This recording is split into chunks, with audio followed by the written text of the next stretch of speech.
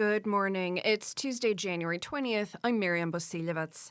NWT MP and Minister of Crown Indigenous Relations Rebecca Alty says fighting in Ottawa for northern infrastructure and housing will be at the top of her list in 2026.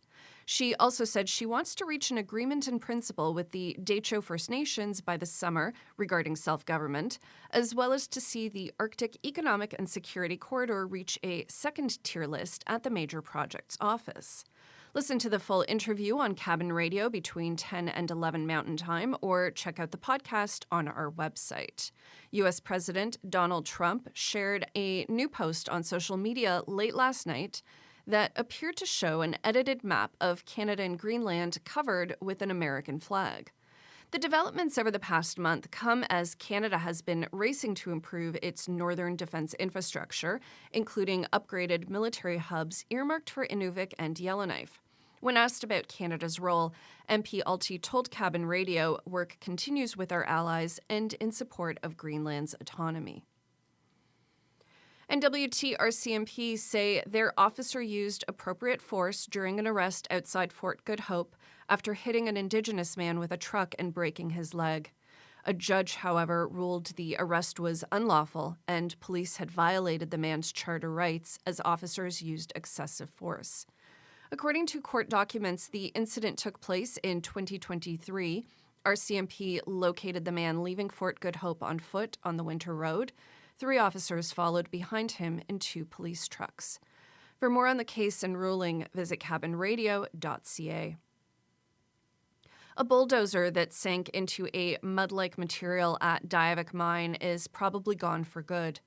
The mine says the Caterpillar D10 bulldozer was lost while being operated via remote control, and recovery doesn't seem safe or practical. No personnel were at risk and no one was injured in the incident.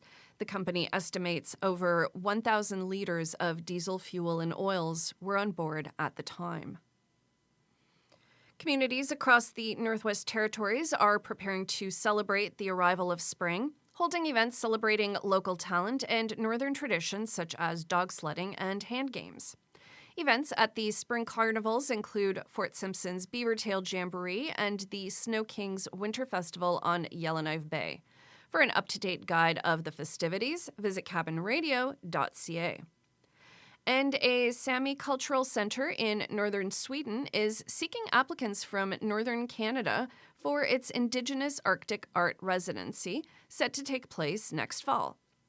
The program aims to foster long-term artistic exchange between Arctic Indigenous communities. The residency is open to Indigenous artists from Nunavut, Northwest Territories, Yukon, Quebec, and Labrador, working in all disciplines. Applications are due at the end of March.